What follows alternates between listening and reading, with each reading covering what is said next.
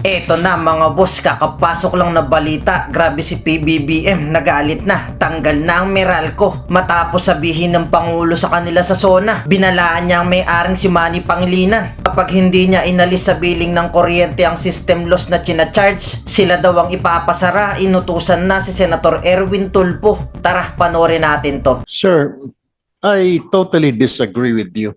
Yes, sir. Your explanation, you mean you're a business. At the same time, you're catering to public service, di po ba?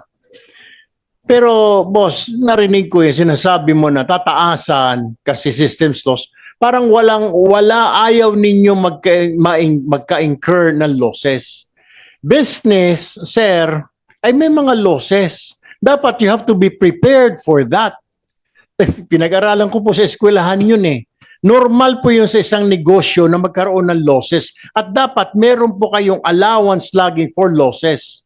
I had a degree po in business management kaya alam ko ho yun. So ibig ko lamang sabihin, are you saying na pag kailangan wala kayong losses, ipasa nyo sa amin? Yung pagdadagdag nyo ng mga tao, ikakarga na naman sa bill namin? Hindi na mo namin problema yun. Hindi na rin ho problema ng consumer yun. Magdagdag ka ng tao mo, mag-expand ka, wala kaming pakialam doon. Ang gusto lang namin, kuryente, bumibili po kami. Bumibili lang kami ng kuryente sa inyo, binibigyan nyo kami ng kuryente, pero yung sinasabi mo na, para bantayan, walang magnanakaw. Bakit kami na naman ang sasagot noon? Parang lagi na lang ho kami hong sasagot. Ganito lang sa bibigyan kita ng example. Kung nanakawan po yung tindahan, so sa susunod na next week, gagawin niya, tataasan niya lahat ng presyo ng paninda niya kasi nalugi siya, na-hold up siya, o nasunugan siya, o binaha yung tindahan niya, nasira. So may mga losses siya. Dapat sir, meron kayong mga miscellaneous na mga losses. Dapat ready po kayo, mga distribution utilities, ready po kayo, mga electric cooperative. Hindi yun po pwede. Ayaw magkaroon ng losses, lumipat ka na lang negosyo.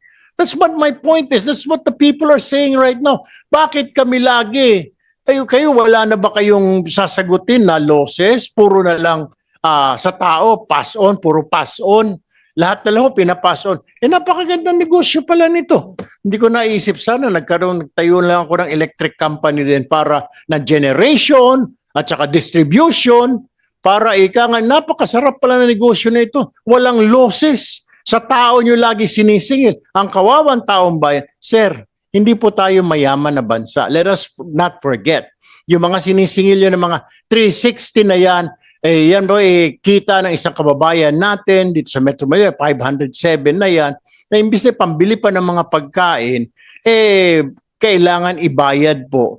This is what I do not understand. Siguro, don't give us that reason na tataas ang sisingilin na naman ninyo sa consumer. Bakit po sa amin? Di po ba? Why is it always like that? Na kami yung sasalo. Dahil kailangan nyo maraming tagabantay na mga jumper, etc. Illegal metering. Problema nyo ho yun. That is your business. Hindi kami part ng Meralco. Kami po ang mga consumer. Customer po ninyo. Yun lang ho yung sa akin. Ano po? Kaya nga po masaklap nga ho doon. Bakit sila ang magbabayad? Nagninegosyo, ikaw distributor, generator. Kapalpakan ninyo, yung tao, ang consumer, ang customer nyo magbabayad. Anong klase yan? Anong ibig sabihin? Ayaw ninyo, whether you're distributor, whether you're the generator, ayaw ninyo mag-incur ng losses. Ang losses ninyo, sisingilin nyo sa taong bayan. Why do you allow that? Why do you allow that ERC? Why do you allow that DOE? Why do you allow that na National Electrification Administration? All the while, simple lang naman po. Wala akong alam dyan sa mga kuryente na yun. But listening to you right now, ito mga complaints na pumapasok ko sa amin, ang sigaw ng taong bayan, bakit po kami lagi sinisingil? Problema niyan, bumagsak yung power niya. Kumuha siya doon sa kabila dahil mas mataas, so tataas din ang bill niya. Dapat hindi po, di po ba? Kung ano man yung single talaga sa kanya, yun lang. Kasi sasabi mo, maganda, may refund na ito. Hindi nga po wala nga akong refund. Yun ho masaklap doon na Attorney Juan. Opo, tama po yun, Mr. Chair. At yun nga yung tinutukoy namin kung paano aayusin yung alokasyon ng net settlement surplus. Nang sa ganun, kung sino talaga yung nagbayad ng mas mataas na line loss and congestion charge, sila yung mas malaking makukuhang balik noong surplus na yan na na-accumulate dahil nga mas mababa naman yung trading amount na kakailanganin para sa kabayaran ng mga generators na nag-supply ng kuryente yon. Ito po ay nasa final na yung aming evaluation dahil po mayroong pending sa amin din na petisyon ang IMOP at ito po ay talagang aagarin namin ang aksyon para maayos na po yung nangyayari sa Visayas lalo na po. All right, thank you, Attorney Juan. Sana po maayos po ninyo sa lalong madaling panahon dahil parusaw talaga ito. Pabigat po ito. Ang dami ng pasanin. Lahat pinasa na po sa consumer. Lahat po, wala nang losses ang mga power generators. Walang losses ang distributor. Wala po eh. Yung kanilang pagkalugi, sinisingil po nila yung consumer. Si consumer naman na walang kaalam-alam. Si consumer na kailangan niya talaga ng kuryente, no choice. You know, dapat po dati ang electricity is luxury, di po ba? Pero ngayon ho, is a necessity. Whether mahirap ka, kailangan mo ng kuryente dahil yung anak mo kailangan mag-aral, yung anak mo may sanggol ka, kailangan ng electric fan, kailangan mo ng, hindi mo pwedeng paypayan lang yung baby mo maghapon. Ito yung siguro nasa isip pa rin natin na para tayo nung dekada 70, 80 na ang elektrisidad ay for luxury. Hindi po eh. It is a necessity now. Electricity. Para na rin po itong bigas. Para na rin po itong pagkain. Why do we have to do that? Lahat ipapasa natin sa taong bayan. This is very, very unfair. And GCP, kulang po yung inyong infrastructure. Kaya nga po kayo nandyan, kaya binigay sa inyo, thinking, nagpaginawa ng privatize po yan, yung linya, marami kayong pero mo line rental, magbabayad pa yung tao, may babayaran na siya sa Cebu na systems loss, may babayaran pa na line rental. Problema ba ng consumer? Yung pati linya ng kuryente, babayaran. Alam nyo ho, I'm very disappointed, inabuso nyo yung mga consumer. Kasi walang imik si Juan, si Maria. Can you explain that to us, NGCP?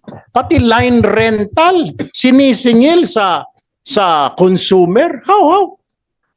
Please explain. Thank you, Mr. Chair. Just to clarify po, the line rental is actually a misnomer. Any line rental paid is not actually paid to NGCP, but it's the cost, it's a premium on electricity that is cost when a line is technically overbooked because there is a power plant that goes offline, so that sources from outside But the third the island. parang it's almost every month sa mga power bills po na nakarating sa akin, nagsumbong po sa email ko yung mga tiga Yes. Cebu na they're paying for that. Sino po binabayaran nila ng line rental? It's a premium po on generation. Yun na nga po eh. Kasi nga, ang sinisisi naman ng mga sa generator, distributor, kulang po yung facility kaya nagre-rental dahil nagka-clog na raw dahil sa dami ng gumagamit. Kaya ang tanong ho natin, bakit hindi ho ninyo dagdagan yung linya para wala na po tayong line rental? Diyos ko po, Panginoong kumbayan, meron ng systems loss, may babayaran pa siyang line rental, patong-patong na po yung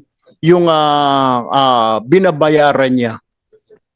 Mr. Chair, natitrigger po yung line rental, quote-unquote, pag nagkaroon po tayo ng unplanned shutdown ng mga planta. Kaya po nagugulo yung balanse ng pagpasahan ng kuryente.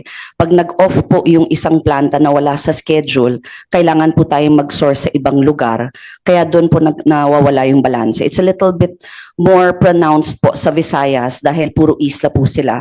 So yung nagiging pangunahing sanhi ng line rental would be yung sa interconnections. So pag meron pong planta na nag-offline at kailangan pong kumuha sa ibang lugar, magkakaroon po sila ng premium on that other source. Pero hindi po sa NGCP na pupunta yung premium na yon. Okay, thank you, Attorney Alabanza. Attorney Juan. Thank you, Mr. Chair. Para lang mabigyan ng konting background dito sa issue ng line rental or line loss at saka congestion cost, ito na po yung tawag sa kanya ngayon, LLCC. nakita po ng commission yan, yung problema na yan, a few years ago na, noong nagsimula ang interconnection ng Mindanao at Visayas. Dahil nakita natin na sa tuwing na-reach na yung transfer capacity ng interconnection, yung HVDC na linya na yan, ay nagkakaroon ng pagkakaiba yung presyuhan sa Mindanao at presyo sa Visayas. Yung pong ating kasing WESM ay sa WESM rules na pinasinaya ng Department of Energy, nandyan po yung disenyo ng ating WESM na kung saan ang ating Pilipinas ay binubuo ng iba't ibang grid. Ito ay nakabase doon sa mga lokasyon ng mga substation kung saan nakakonekta yung mga generation plants at saka yung mga distribution utilities. So meron tayong nodes na kung saan nakakabit mga generator, customer. Meron namang mga nodes na customer lang ang nakakabit doon. Dito po sa bawat node na ito ay nagkakaroon ng iba't ibang presyo. Ito po yung tinatawag natin na locational marginal price. At ito po ay naitatakda. Ang alam po kasi natin, ang WESM, nagkakaroon tayo ng isang planta, yung marginal plant, na siya yung nagtatakda ng talagang presyo para sa trading interval na yan. Ito po yung tinatawag nating system marginal plant. At yung offer niya na nanalo, ito po yung system marginal price. Pero po, kada node ay hindi yan ang lalabas na presyo dahil ang susundin na presyo kada node ay yung locational marginal price na binubuo hindi lang ng system marginal price but kasama na dyan yung cost ng line loss at cost ng congestion. Ito po yung nabanggit ni attorney ng NGCP. So, ang nangyari po dito sa Visayas, sa tuwing nagkakaroon, supposedly isa lang yung SMP at yung LMP ng bawat node nakabatay dyan sa SMP na yan. Pero dahil dito sa interconnection ng Visayas at Mindanao at nagkakaroon ng dalawang presyo, yung pong mga ating electric cooperatives lalo na sa Visayas, sa Region 8, na nakakontrata ng generation na nanggagaling sa Mindanao, ang kanila pong presyo, yung node nila, nakakonekta sila dito sa Visayas na ang system marginal price na nagtakda ng locational marginal price nila ay mas mataas kasi sa Visayas, mas mataas ang lumalabas na locational marginal price at sa Mindanao ay mas mababa. Yung pong line rental ay kinakalkula batay doon sa kanilang bilateral contract quantities na nakontrata mula doon sa planta sa Mindanao at ang nangyayari po ay kumbaga dahil hindi nakatawid yung mas murang nakontrata nilang generation mula sa Mindanao, ang nagsupply po nitong kuryente na ito na kanilang actual na ginamit ay yung mga plantang nanggaling sa Visayas na nagtakda naman ng system marginal price dyan ay yung planta ng Visayas na mas mataas. So ang nangyari po, ang talagang gastos ng ating mga electric cooperatives sa Visayas nakabatay dun sa presyo na yan ng planta ng Visayas. Pero ang babayaran naman nila actual kasi nakontrata nila yung sa Mindanao na planta, ang babayaran nila batay doon sa presyo ng nasa Mindanao na planta na mas mababa. So nagkakaroon naman po dahil yung line rental ay ginagamit natin pambalanse. Ibig sabihin lang po nito, dapat makolekta mula doon sa mga customers, mula sa mga distribution utilities, yung amount na sasapat para mabayaran yung planta na dapat bayaran. At dahil po sumosobra naman ang nakokolekta mula doon sa ating mga distribution utilities sa Visayas, at ang ibabayaran naman nila sa Mindanao ay mas mababa, nagkakaroon po tayo ng tinatawag na net settlement surplus. At ito po supposedly ay ibinabalik doon sa kung sino ang nagbayad. Unfortunately, Mr. Chair, Chairman Juan, hindi po ganoon ang nangyayari. Wala naman sila nakukuhang refund. Paano ho yan? Naibubulsa lang. Kasi ma'am, kung hindi nyo na ho kaya mag-deliver ng kuryente dyan, marami ako nakakausap na gustong pumasok dyan, sa totoo lang. May mga Chinese company, may mga European, gusto pong pumasok talaga. Hindi ko lang nga maintindihan eh. Bakit kayo pa ang patuloy nag-ooperate? Sa totoo lang ho, sinusukan na kayo ng mga consumer. Sinusukan na kayo ng mga tiga Oriental Mindoro. And it's a fact. yung utol ko pa rito si Senator Raffy Pan-Chairman, problema na kayo. Bago pa ho siya, problema pa rin. Hanggang ngayon, hindi na natapos-tapos. Baka abutan pa kayo ng mga apo ko pag naging senador isang araw ngayon, ganun pa rin ang problema. Attorney Rosan Lee, anong magandang gawin dito sa Ormeco? Laging brownout na lagi, mataas pa sumingil. Hindi na nahiya, Diyos ko po. Yes, Mr. Chair, Aren't they subsidized? they are receiving subsidy from the government considering that they are off-grid. Okay. So they are getting a share on their subsidized approved generation rate from the UCME. All right. Yes. However, as explained, while NEA has been pushing for the utilization of renewable energy so that it can be blended in their energy mix in the effort to lower the rates other than the subsidized amount or portion that is taken from the national government through the UCME. So, kailan ho kaya na makatikim yung mga tiga-Ormeco ng dire-diretso na walang brownout? Kasi may brownout na, may mataas pa na presyo, doble-doble yung pasanin. Ano ho kaya ang plano dito? Energy Regulatory Commission, maybe you could help. Ano hong solusyon kaya dito sa mga tiga Mindoro Oriental? Thank you, Mr. Chair. Sa pagkakaalam po natin ay may mga programa ang Department of Energy at isa na dyan ay yung pagganahin, yung transmission na line na magkukonekta sa Mindoro Oriental at saka yung Occidental.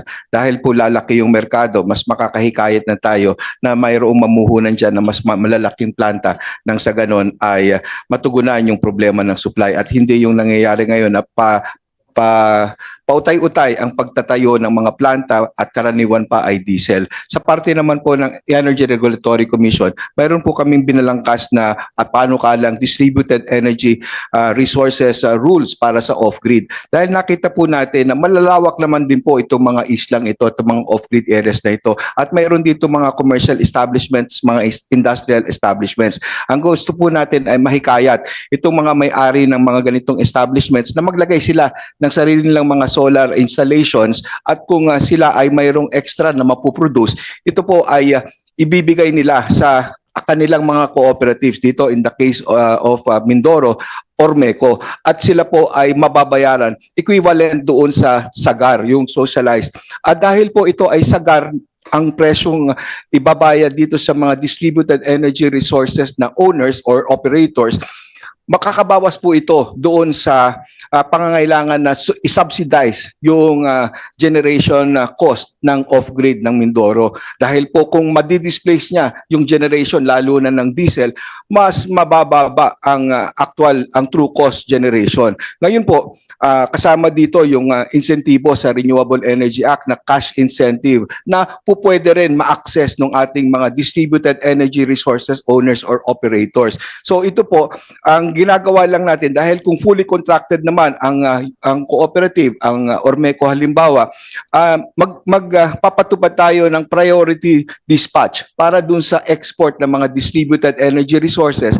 Nang sa ganon, itong mga diesel na nakontrata na ng Ormeco o ng kung sino pang off-grid EC, sila po ay standby na lang. Maaring babayaran pa rin sila ng capital recovery fee nila, pero at least hindi na sila gagastos ng fuel dahil po kada isang kilowatt hour na mapuproduce ng diesel, katumbas po ito ng 1/4 ng cost ng litro ng diesel. So malaking bahagi talaga po ng fuel ng generation cost ng mga off-grid areas natin ay yung fuel cost. At kung ito ay madi-displace ng renewable, mapapababa na natin at madadagdagan pa yung yung capacity doon sa mga off-grid areas po natin.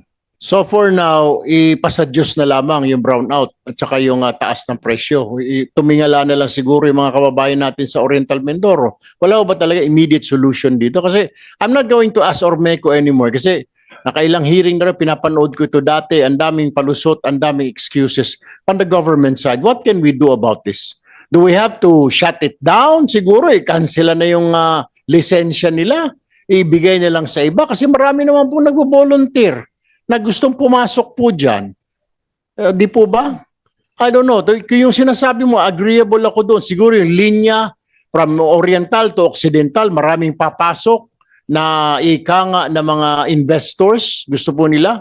So siguro, why don't we talk to Napocor or to the NGCP? NGCP, kaya ba na lagyan na ng linya lahat ng buong Mindoro na yan? Are you doing that now or is it Napocor? For the interconnection po to the main grid, we already have an ongoing Batangas-Mindoro interconnection project. Kailan po matatapos yan? Attorney? For the submarine cable, 2028. For the overhead lines, 2029 po. So, kailan mararamdaman ng mga kababayan natin sa Mindoro na tuloy-tuloy na yung kanilang power? Of course, Mr. Chair, subject po dun sa existence ng supply. But pag natapos po yung overhead, which is in 2029, makaka-source na po ang Mindoro Island from the main grid, which is Luzon. All right, thank you, Attorney. Alam mo, Engineer Rogelio Bailon, habang nagsasalita ka, yung mga kaibigan ko at kamag-anak sa Palawan nagtitext at natatawa lang sa pinagsasabi mo. Kasi, alam niyo naman, siguro pag pumunta ako doon, pag dumadalaw ako, 3 days, 4 days, walang araw na hindi 3 days na hindi nag-brown out. Kaya ang ginawa ko po yung sa opisina ko po doon, pinalagyan ko po ng generator dahil wala po akong tiwala. And did you know, kaya po hindi umasenso ang Palawan, wala po nag-i-invest because brownout po lagi. Yung mga kumpanya, yung mga hotel na gustong pumasok, kailangan nilang maglayay ng mga generators po. Maingay po yung generator. Wala po silang maasahan. Lagi na lang po brownout. Tapos para di kayong Ormeco. Brownout na sobra-sobra, tapos napakataas pa ng singil. Sinasabi nyo kanina, puro yung tinutulak nyo yung problema sa gobyerno, ganito, ganon. Tinutulak, parang wala kayong gagawin. Lahat inasa sa NEA, inasa sa ERC, wala man lang kayong gagawin. Kayo ng dalawang, hindi porket off-grid kayo, wala na magagawa. Bakit may mga probinsya naman ng mga off-grid? Mga panay na yan, hindi naman panay-panay ang brownout o Iloilo. Bakit kayo, Mindoro, Palawan, mga notorious sa brownout? Kasi ba, hindi nakakarating ang sumbong ng mga tao doon, mga kababayan natin? Kung hindi naman po ninyo kaya, marami pong gusto mag-invest. I believe yung NGCP, gusto nilang magtayo po ng linya dyan yata. Did I hear it right, Attorney Alabanza? I heard from some of your executives, they're willing to put up lines, yung independent na linya from north to south, from Taytay all the way to Batarasa, para magkaroon lang ng linya, tapos para pumasok, maraming investors na gustong pumasok. Yes, Mr. Chair, for so long as we have regulatory and legal support, we will be, of course, willing. You see that? Hindi ho kasi kayo nag-e-effort. Inasa nyo na lang lahat sa agency, ERC, DOE, NEA. Total, may subsidiya, pero yung sinasabi nga na Senadora Risa, subsidiya pala. Tao pala nagsusubsidiya sa inyo. Nagpapautang ang NEA. Diyos ko po naman. I don't know. Kung hindi na ninyo kaya, ibigay nyo lang sa iba. Marami hong gustong pumasok sa maglagay ng kuryente, Paleco or Meco. Okay. Meron lang pong sumbong dito. Dumating at tinext po sa akin. Taga Balanga, Bataan siya. Pakitanong po sa Pinelco, ang ilaw lang po ang bukas sa amin. Halos walang tumitira. Walang sira ang aming metro. Wala kaming appliances. Bakit 4,000 ang singil? Napakataas para sa naging consumption. Sir, para po sa mga ganitong mga instances po, ang patuloy naman po namin ina-advise sa mga customers namin na pwede po silang pumunta sa mga office po namin kasi meron din po, aminado po kami na may mga pagkakataon po talaga na nagkakaroon ng pagkakamali sa pagre-reading. Pero ang mga pagkakamali naman po na to ay kinokorek naman po namin, Senator. Magpunta lamang po sila sa mga offices po namin. Ang problema, ma'am, hindi po lahat ng tao walang trabaho. Paano makapunta sa opisina ninyo kung may trabaho? Paano kung yung tirahan niya doon, bakasyonan niya lamang? O paano kung mga senior citizen na nakatira, imbes na pumunta siya doon magreklamo, mamasahe po siya sa inyong opisina, hindi na lang ho natin hindi na lang ho nila itutuloy. I mean, that's a poor excuse. Magreklamo dahil may dapat ho trabaho ho ninyo yan na to deliver yung right bill, tama po yung amount, hindi po yung sasabihin pag may pagkakamali kami, hindi ho uubra yan kasi hindi po lahat ng tao may oras para magreklamo, Ms. De Los Reyes. Tama po, Senator. And humingi po kami ng paumanhin sa mga pagkakamali pong ito. Pero gayon din po, na-acknowledge po namin na meron nga pong, hindi po lahat ng tao ay may oras para po magtungo sa aming mga opisina. Meron din po kaming mga email addresses na pwede po nilang pagpadalhan ng kanilang concern. Gayon din po, meron na pong dinedevelop na mobile app po ang Penelco para po doon na po nila ma-submit po yung kanilang mga Okay. concerns. Okay, isa pang katanungan, kayo din ho yung nagpapatakbo ng kuryente sa Morong, di po ba? Penelco po. Sakop po ng franchise ng Penelco ang Morong. po, Penelco Senator. yung Morong, di po ba? Tama. Bakit po linggo-linggo ang brownout po doon? I mean, minsan kasunod, Friday, Saturday, minsan tego 1 hour lang naman, pero brownout na brownout, yung sagot po ng mga tao doon, tao daw ninyo na may tumawid na pusa doon sa kuryente, kaya tumigil yung kuryente, bumagsak yung poste dahil malakas ang hangin. Ano ba, mga bulok na yung mga poste ninyo. Ma'am, could you fix this problem? Ano po? Hindi po pwedeng we have a lot of excuses na mahal ang diesel, mahal ang coal. Ormeco, Paleco, and Penelco, kayong tatlo, nakamonitor po ako sa inyo habang ako po ang committee chair ng energy dito. I'll be watching you guys. I'll be watching you. Bakit hinayaan po natin? Bakit hinayaan ninyo na singilin ng taong bayan, ng systems loss, doon na lang sa non-technical? Yung technical, naintindihan ko po, law of physics po yun. Parang yelo, natutunaw. Pero yung non-technical, yung pilferage, yung jumper, yung illegal connection, bakit hinayaan nyo ang mga distribution companies na singilin kaming taong bayan na hindi naman namin kasalanan, na tayo ay pinaparusahan, yung isang consumer, dahil ninakawan si Meralco o si whoever it is sa distribution utilities, babawiin sa amin? Why did you not act on it? Why did you not do anything about it? For several years, ngayon lang po na-discover na meron palang ganito, na sinisingil kami ng systems loss ng non-technical dahil may pilferage, dahil may illegal metering, may nagja-jumper, hinayaan lang po natin. What did we do something about it? Kung hindi pa nabanggit ngayon, kung hindi pa nabanggit sa SONA, kung hindi pa nagkaroon ng hearing itong Committee on Energy last week, hindi natin matatalisod ito. Bakit po nahinayaan natin? Parang we renege on our duties, di po ba? Dapat ho, trabaho nyo po ito na, teka muna, bakit nyo sisingilin distribution utility sa mga tao sa kapalpakan ninyo? Nag-illegal metering, nag-jumper, sisingilin nyo itong consumer na ito, paparusahan nyo itong consumer. Why is that? Why did we just let it go for several years? Can you explain that, Attorney Juan?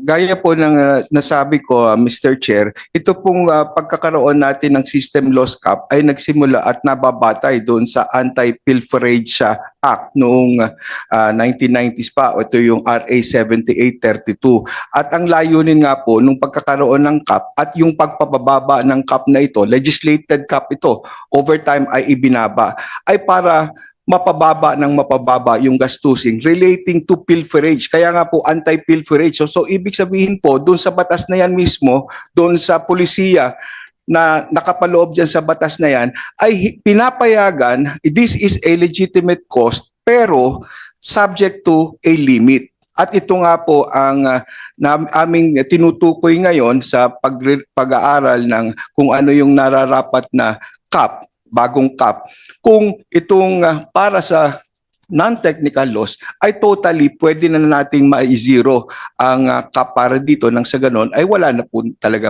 magiging recovery. Thank you. Ito po yung hinahanap natin ng committee na ito. Siguro unahin na po natin itong non-technical, itong mga pilferage, illegal metering, tampering. Wag na hong isingil sa mga kababayan natin, pati yung VAT na ito. Ano po? Anyway, moving on.